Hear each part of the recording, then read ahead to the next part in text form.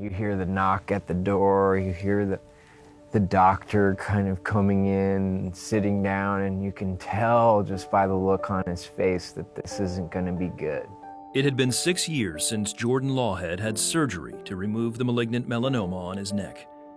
Now 23, he learned the cancer had returned. This time it was stage 4 and had spread to his brain and beyond. It was in my head, it was in my neck, it was in my stomach, my back, my lungs, everywhere and growing. Even with treatment, doctors at Vanderbilt University Medical Center gave Jordan only 6 months to live. What you feel in that time is your heart is racing, and your mind is racing. You feel broken, completely broken, and devastated, and just reaching for whoever you can, and whoever you can, you're reaching for is broken too. Why him, Lord? Why not me? I would rather take his place and deal with all the suffering and the pain and agony and all of that, rather than have him go through it. Doctors immediately started radiation to shrink the tumor in Jordan's brain.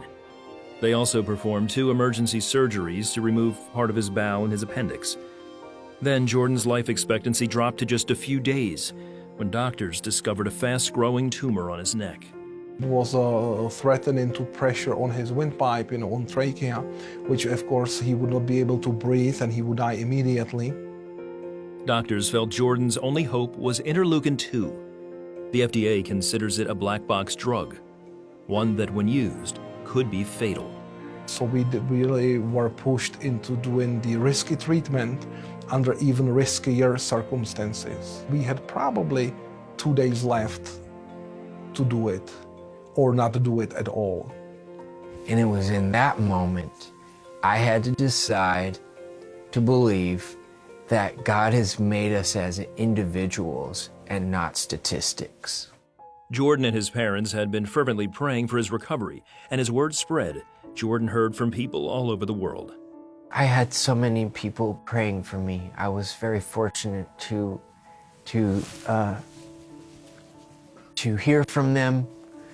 I had old people praying for me. I had kids praying for me.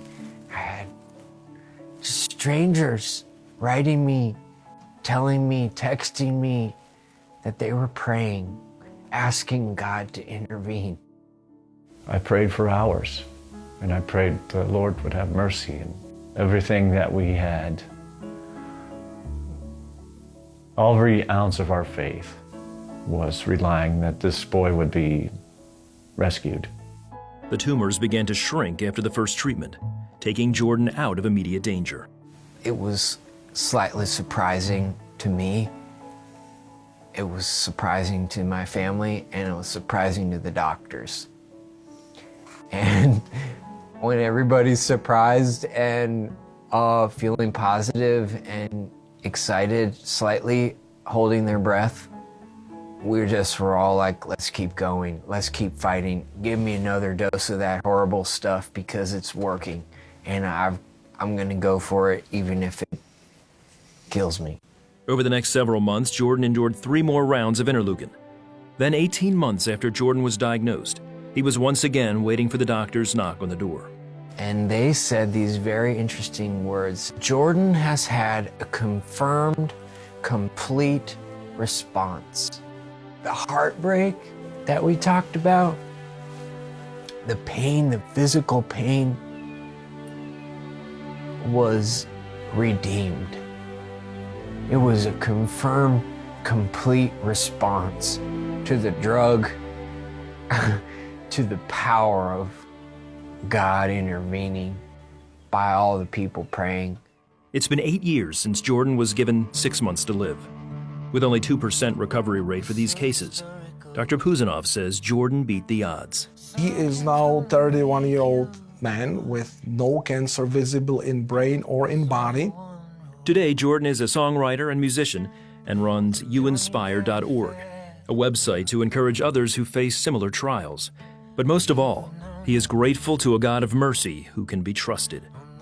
I believe it taught me to see him as he is and as I am, and that I need to be joyfully dependent on his mercy at all times, that I'm not in control, that he is, and that when I put my trust in him with every part of my life, whether it's my health, my joy and career and plans and money and all of that, that I can be joyfully dependent on him because he is merciful and I have the scars to prove it. You're almost